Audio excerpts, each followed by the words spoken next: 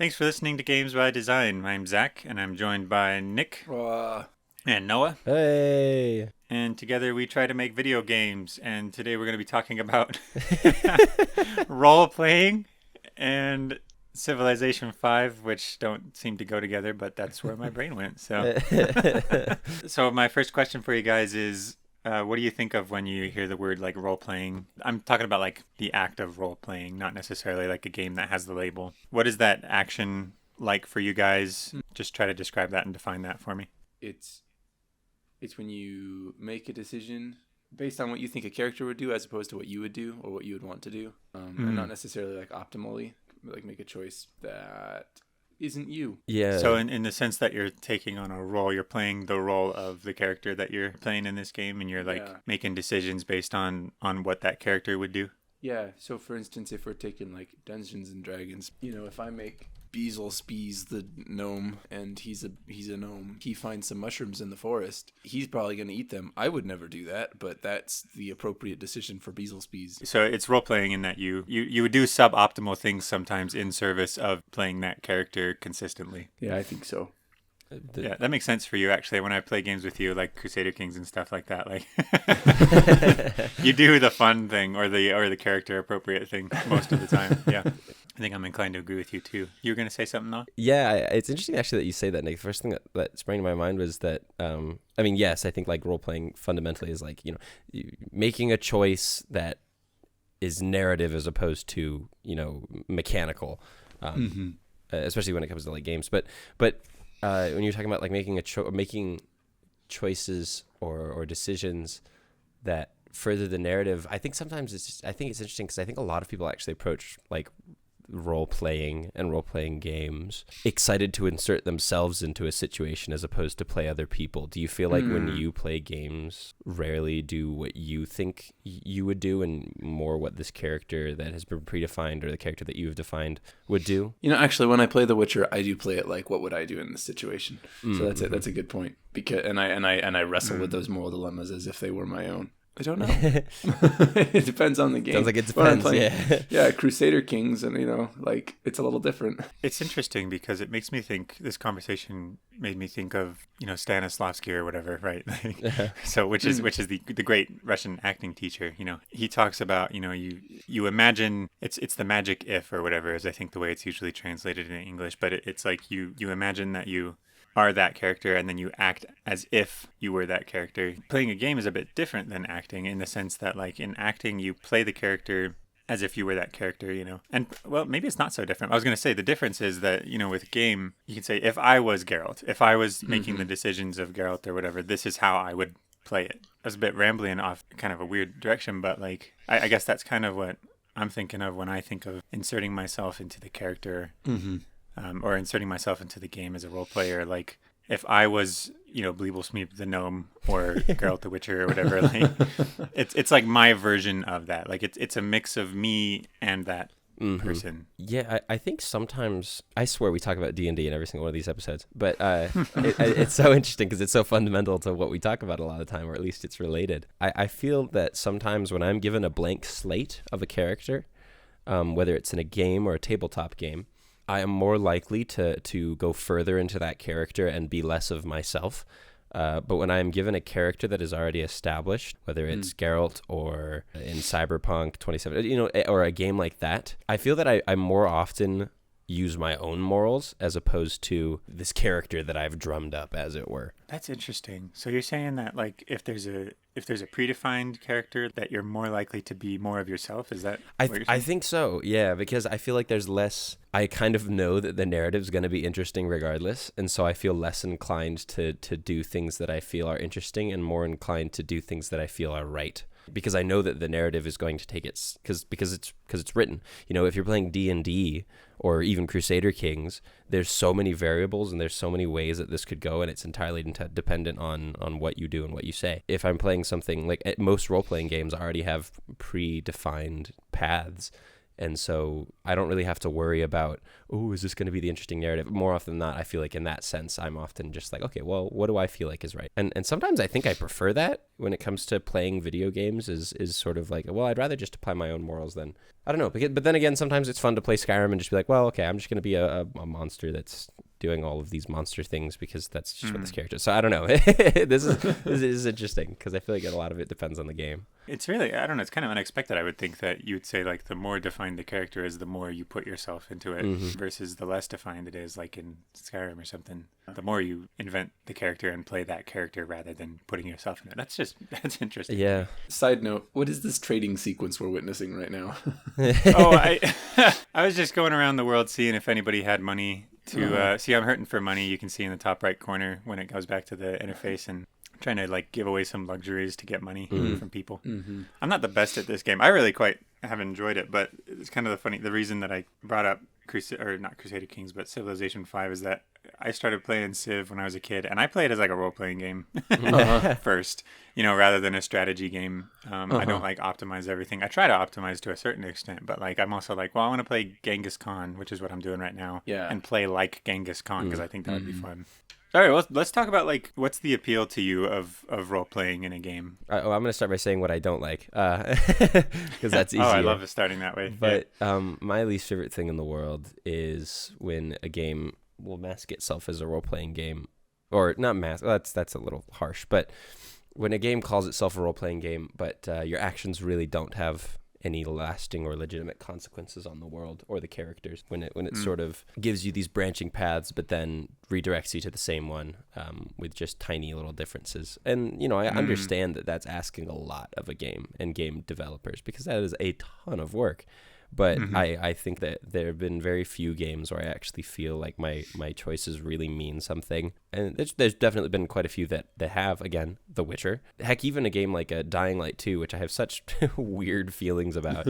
I had some wonderful moments where I felt like my choices actually really mattered. And they did. And it wasn't just like in my head. Like if I handed off the windmill to this faction, that had really lasting ramifications on the story. And that was impressive. I remember looking up afterwards after I beat the game, all of the different routes, and I was while it wasn't perfect, I was pretty shocked at how much there was to that game, how much how many branching paths there were. And so I feel like that's a big part of it for me is if I'm making a decision, does it really matter? Does it really do something, or is this just a surface level dialogue flair? You want it to feel like when you make a choice, it will echo on, it will have some impact on the story. Yeah. I agree. I feel like there's a great raging controversy and debate around role-playing games nowadays, because a lot of games, like you said, I mean, I don't think it's too harsh to say they even wear the mask sometimes of RPG, but then they don't really have much of what makes an RPG, at least traditionally, an RPG. And I think that's one of the big things, is that like you can't really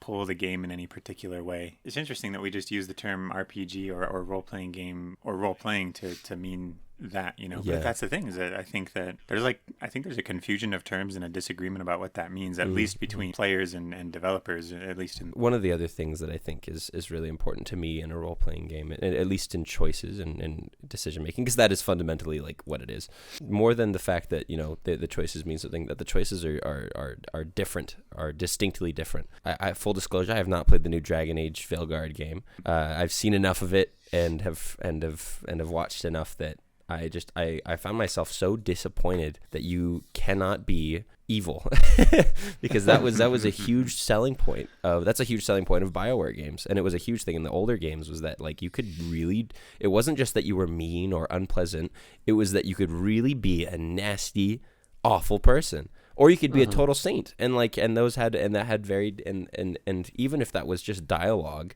and it didn't actually affect the game, they were very distinct. And I remember watching the new Dragon Age and seeing that, it's like, oh, this person's not helping you out. What do you want to do? Be mean or be nice? And then that's it. And you can be, and then you press be mean, and it's like you're a little sarcastic and you're a little snarky, and that's it. And I was like, well, what happened to threatening his life? What happened to saying that you're gonna go and burn his village and stuff? I missed pushing the guy out the window in Mass Effect, right? Yeah, it's and it's like a little extreme, but I feel like it adds a lot. Like, either your writing has to be nuanced enough that those differences can be interesting despite the fact that they're not total opposites, or you have to make them total opposites so that it really means something when you make a choice. Yeah, I think that the wider the spectrum of choices you can make, like, you know, the like, do I say hello or do I say hi? That's not much of a choice, but it's like, do I, you know, help this person up, or do I kick them while they're down, or do I shoot them in the head? You know, like, like, I think that decisions obviously have more consequences when there's a greater variety, you know, like when you can go farther in either direction. Not to get philosophical, but like a good choice is more good if there's a bad choice that can be made too. And like, I just feel like it's more interesting if in The Witcher, actually I can't think of an example from The Witcher, but in any one of these games, you can do something really good, or you can do something really awful, or you can do something and not always good or bad, but just very different, right? You can make a choice that you think is good that might have bad consequences. That's something I love about The Witcher, actually, is that often it's just a mixed bag when you make a choice. It's not, oh, that was the good choice, oh, that was the bad choice. There's some moments where you're like, shoot, that was the wrong choice. I definitely remember messing up the Tower Full of Mice quest and regretting it very much. But there's other times where it's like, oh, I really don't know who the right person to kill was in that situation. You know, Geralt justified it. It seemed like he made a good choice. You know, like it's not telling you're a bad person for making any specific choice. But you know, I do like that about The Witcher. Yeah. That's a huge part of it too, is the game justifying your own choices that you make. Absolutely.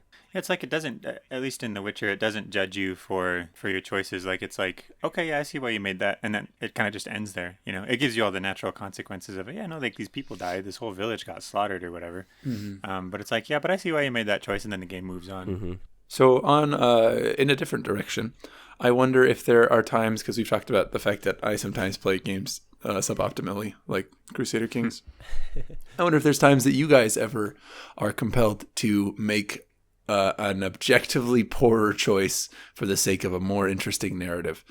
Yeah, actually, and I don't think this is actually representative of everybody for sure, and I'll tell you why in a second. But absolutely, yeah. I mean, I used to play Skyrim over and over again and try to like just do it differently. You know, like I wanted to be a bad guy one time, and so I tried to be as bad as possible. And like being bad is kind of like self-destructive. You know, IRL and in video games. Being bad is a bad thing.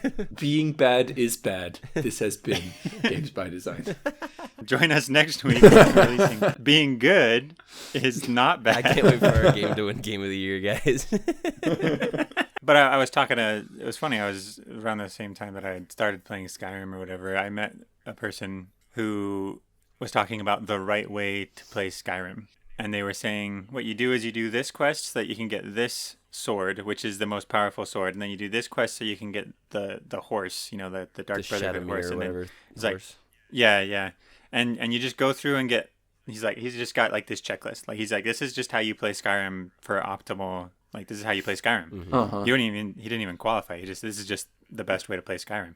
Yeah. To get all the best stuff. And that makes me think that there's a lot of people who play it very differently and for different reasons than I do, because I will totally do suboptimal stuff in certain games. Although, like Noah said earlier, it depends on the type of game, and I don't do that in The Witcher. You know? Yeah, I totally do. I do it in tabletop RPGs too when I'm playing them. I think it just makes it more interesting to me. I don't know, because like good stories a lot of the time, at least in our Western tradition, come from like conflict, right? Yeah. Like, and if you make poor choices, it creates conflict, or it makes it dramatic and interesting. And I like characters that are flawed. It's funny because I think about playing Skyrim that way, and I'm like, wow, that's so weird. Like, why would you do that? But then I play other games that way. I don't, not role-playing games. Like, okay, Risk of Rain, right? Game I love. But that game is all about optimizing your build, and like, it's a roguelike, you know? You're trying to get better. You're trying to beat really tough odds. I'd actually say Dark Souls to some degree as well. I don't know. That one's you know, genre is action role-playing, right? Like, if you were to ask somebody what that was. And you do make choices in that game. But I'm going to be honest, when I play Dark Souls, at least on subsequent runs, like I'll sit down and play a Souls game, and I'll play through the first time, and I'll just kind of feel it out. Like I'll let it kind of be this magical mystery. Everything's kind of like, and I won't look anything up. I'll kind of just see where my choices take me. Sometimes you get different endings. It's fun. I think that's really cool. But on subsequent playthroughs, and Dark Souls is one of the only games I will replay. I'll plan my build. I'll be like, all right, I'm going to go to this place. I'm going to kill this guy, even though he's a nice guy, because I know if I kill him, I'll get this item, and I can do that, and I'll get this armor, and I'll plan out what my build's going to be, and make a lot of choices that narratively don't make any kind of sense, but mechanically reward me. there's an example of me treating a game both ways, I guess. Yeah, just depending on whether it's your first or subsequent runs. So it's not just different people have different ways of approaching games. It's different people have different ways of approaching different games different ways. I mean, there's definitely like that kind of like, I find it frustrating sometimes to try to wrestle with the whole different people have different wants from games kind of a thing. Just because it's so difficult for me to understand not only other people and why they do the things that they do the way that they do them, but also why do I do the things that I do the way that I do them? Right, yeah. Like that's difficult for me to get my own head around, even though it's me and I'm doing it, I was gonna say, if you ever want to really change your perspective on how people play games, watch speedrunners. Those people, that is something else. Like, talk about mechanical over anything else. Like, obviously, a lot of the people get into speedrunning because they already like the game, and so it's very like, so they already have. I've seen people who speedrun, Skyrim, and they didn't start speedrunning Skyrim. They just played Skyrim and then they got into speedrunning. You watch those games and you're like, wow, this is just not. Or you watch any speedrunning thing and you think, wow, this couldn't be further from how I approach games. It's its own thing, and it's certainly fun, but like it's just different. It's totally different. You really just, you're like, wow, this person's brain is just wired differently from mine, and what they enjoy and what they seek out is just totally couldn't be any more different. Again, to completely lose track of game design and go off into the weeds on something else here. I mean, it's valuable as a society to have a whole lot of people who have different wants and interests and stuff, because then you have people who don't all become painters when food needs to be grown, right? and when engineering projects need to be undertaken, One of the things that is exciting to me about the idea of making an RPG is being able to accommodate like a lot of the different types of people. And I think that's really like exciting. I don't know. This is not at all related to what we were talking about really, but I get excited when I think about all of the different ways that you can throw a million different scenarios at people and see how they all react differently to them. One of the coolest things that I liked about Life is Strange is that at the end of a chapter, it would tell you what percentage of people did what in the game. And so you could see the different, like, okay, well, 50% did this and 50% did this. And I remember there being quite a few times where I was like, what is wrong with you people? Why would you pick this game? What are you crazy? and so that's kind of fun too. But anyway, that just reminded me. It's interesting that you would bring that up, because it makes me think of something that I think of that appeals to me about RPGs and games that give you, if we're defining the RPGs as like games that give you a lot of different choices and a lot of different ways to approach situations and a lot of different situations to choose and certain things to leave off the table and stuff like that. Like, one of the things that appeals to me about it that I enjoy so much is playing them gives me occasion to reflect on what I think and what I believe and stuff like that. And that thing that you're talking about with Life is Strange is kind of interesting because it kind of lets you see how people are different from you and how you might be kind of unique in the way that you look at things. I agree with you, actually, what you said earlier about like I try to play as myself in The Witcher. It's not so much me trying to invent a character and then commit to that character. It's like me trying to be optimal, trying to do the right thing. But it makes me think about what it means to do the right thing. That game, I think in particular, just has a really and maybe this is an interesting kind of thing to kind of get deep into, but maybe different RPGs have different focuses and it gives you a lot of choices, but they're kind of like in The Witcher, it's like, what do you think is right? That's like kind of the question that a lot of the choices kind of come down to, is like, based on the information that you have, what's the decent, right, moral, good thing to do? Which might be why The Witcher has such a emotional and significant like appeal to so many people who play it. Like, they find the choices to be morally challenging. I love that. It makes me think about what I think. And that's good reflection. It makes me wonder, and then I kind of understand myself a little bit more, or maybe I understand right and wrong a little bit more, as a result. I think there is an objectively right way to play right. Okay, no. You can make all kinds of decisions in Life is Strange, but when it comes to the end, there's a decision you make, and Nick is like, there is only one choice that is right here, and why the heck would you choose the other one?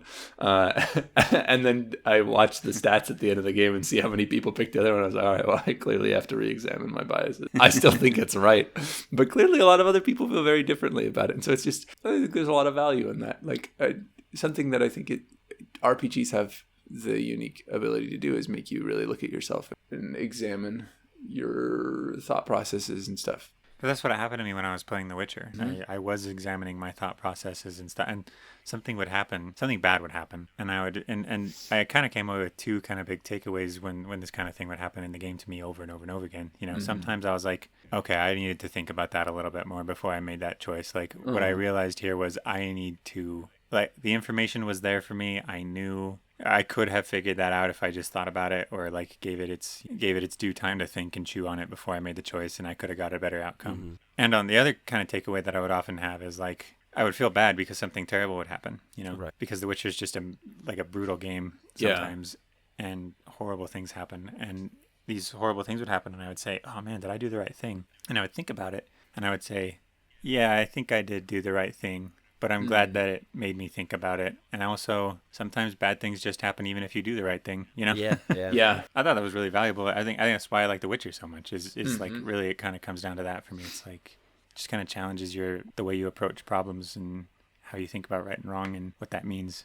That's Very interesting. That's really cool. Like the idea that maybe what makes it, at least to us or to you, and so this is subjective, what makes a good RPG is not, or a good, you know, a good choice, a game that has well written and in meaningful choices is not the fact that it's a power fantasy of those choices, not the fact that your choices are followed through to a, you know, to completion and you get everything that you want when you choose, but that you do choose and at the afterwards you say, well, I made the choice that I thought, but now that I'm looking back on it, I'm not so sure, or now that I've, you know, in retrospect, I'm not so sure that this is totally the right choice. And then maybe that's what makes, you know, a good RPG, as it were, that is that there never really feels like the right choice. Yeah, it's like you said, it's kind of subjective. I mean, like everyone wants different things from it. Well, I know it's something else that The Witcher does. The Witcher is kind of funny. I wasn't expecting to talk about The Witcher because I, for some reason, was thinking about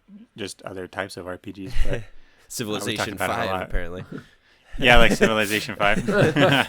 I think one of the things that The Witcher does to kind of encourage me to play the game that way is that it does have, I mean, it's like we were saying earlier, it doesn't judge you for your choice. The game doesn't say this is what right and wrong is. It's like, you know, any of these options, like they're going to have consequences, but that doesn't necessarily mean that you did the wrong thing. It's not like the old Knights of the Old Republic or any of the older BioWare games where it's like you hover over this option and your entire screen turns blue and it's like, this is the good choice. Then you hover over it. It's like, this is the bad Sith evil choice. Yeah. You know, okay. Yeah, I think that produces a different effect for the player. Like if you always get like, if you're getting that kind of prompt, then it's probably because it wants you to know, hey, if you want to be a bad guy, choose this one. Yeah. You know? So it's a different kind of, I think, approach to the game and everything. Wow. Well, there's so much more I feel like we could talk about on this one. Yeah, really. But it's all the time we've got. So thanks, guys, for being a part of the podcast, Yeah, and we'll do this again soon. Sounds good.